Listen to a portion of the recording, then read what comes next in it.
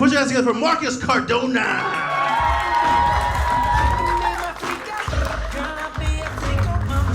Guys, give it up for the Kuya who got way too drunk.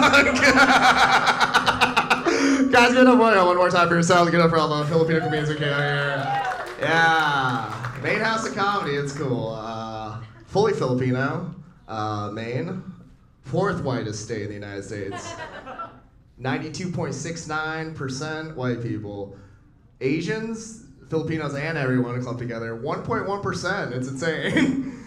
It's fun.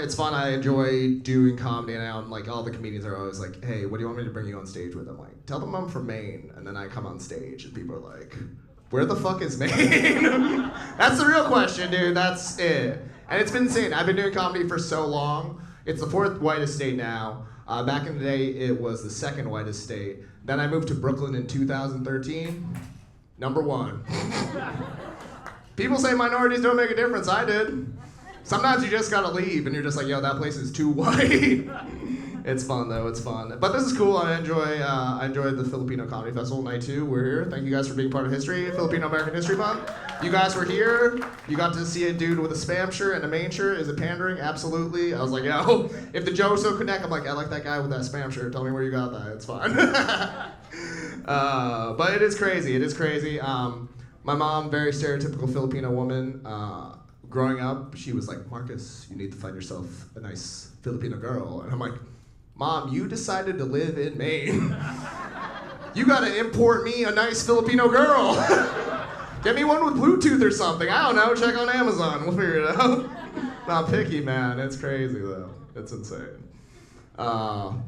It is fun though. It is fun being from a super white state and explaining Filipino because it feels like I'm skipping explaining the rest of Asians. Because Filipinos, I feel like we've lived in America and we've been here. We've been trying to push for everything. We are every Miss Universe. Miss Maine is Filipino. That's insane. That's crazy. That's what are the chances? But we keep trying, dude. It feels like, you know, we've been trying to be like the #1 Asian for so long. It feels like we're like phase 5 of like the ACU, like the Asian Cinematic Universe.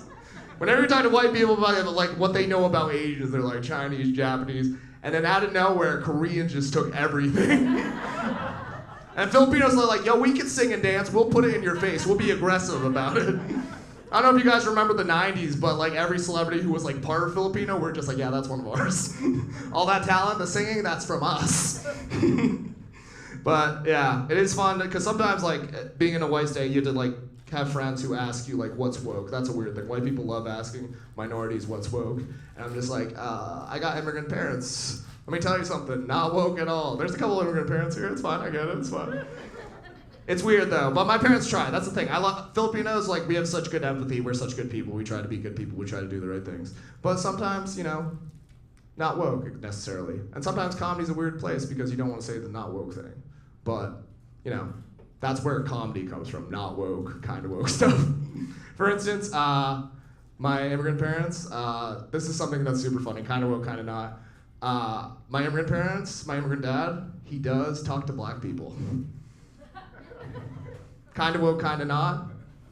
But he does talk to black people, but no matter what the like, you know, age or gender, he will start that conversation with basketball.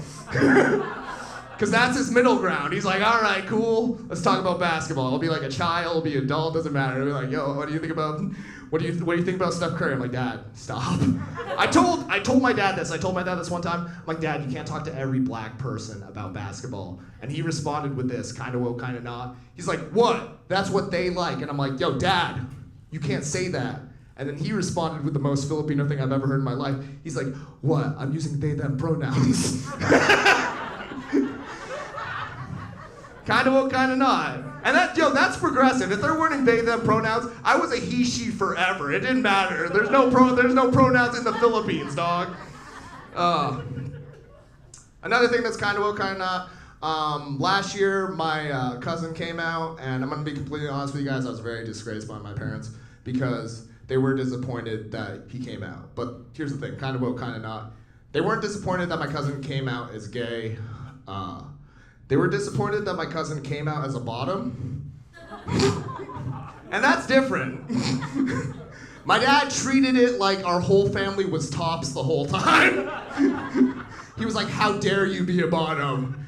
Your mom's a top, your dad's a top, your grandma's a top, we come from a long line of tops. I know you don't understand Tagalog, but that means tops only. It was weird. It was weird though.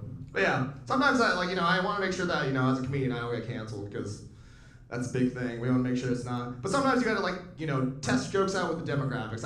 I feel really weird telling that joke because I'm not part of the gay community, but I always check in with my gay friends. And one thing that I did was I checked in with my gay friend. I told him that joke. He's like, that's good writing. I checked in with him, and I was like, hey, what's going on with you? I'm like, oh, I had a pretty good summer, dude. I don't know if you remember Ron or Kyle from high school. I'm like, yeah, dude, those kids who bullied you? He's like, yeah, I've been going on dates. And I don't know if you guys know this, if you were gay but bullied in high school, your bullies were? Cool, bullies, gay, but the answer was gay. Thank you for knowing the song. And that's a very unique problem solution for the gay community. Sometimes comedy is jokes, sometimes comedy is perspective. Because I'm gonna be honest, growing up in Maine, Filipino, my bullies were just racist. But how crazy would it be if I called up one of my bullies and they just were like, I was secretly Asian this whole time. I hit up Cody, I'm like, yo Cody, what's up? It's been a couple years since high school. He's like, hey Marcus, this is weird, but my name's not Cody, it's Bo Lee. I'm sorry for being mean to you in high school. I was just taking out on you because I was insecure about the Asian man that I was on the inside. And then afterwards, I just end the conversation like, cool, do you want to fuck? That would be wild, man. But comedy, again, some of you guys seem like you got into comedy shows, some of you guys haven't. Sometimes people have a weird connotation of comedy. Sometimes my friends they over romanticize what I do as a comedian. I had a friend come up to me and was like, hey Marcus, it's so brave what you do as a comedian. You just go up on stage and tell people how you feel. You're like an emotional stripper. A couple things. One, I don't think my friend has ever been to a comedy club. Two, I don't think I've ever been to a strip club either. If I'm crushing it as a comedian, you're not throwing cash at me. You're not and then we're not in a back room and you're just like, hey, I really enjoyed your set. We should do this again, but I'm gonna bring more comedians. That's not a thing that you're offering, right? It's wild, it's wild, it's wild. Anyway, but yeah, Maine is weird. I have a weird time connecting with other Asians. It's cool to be in New York. It's cool to go more Asian areas. But I feel really disconnected sometimes because of Maine. So what I do is I do shrooms, which is great. Any shroom people here? Cool. There's a couple shades right there. It's medically no, but it's fine. Yeah, I do shrooms sometimes, and it gives you a fun perspective on things. I'm trying not to be a toxic male, but I do have toxic male friends.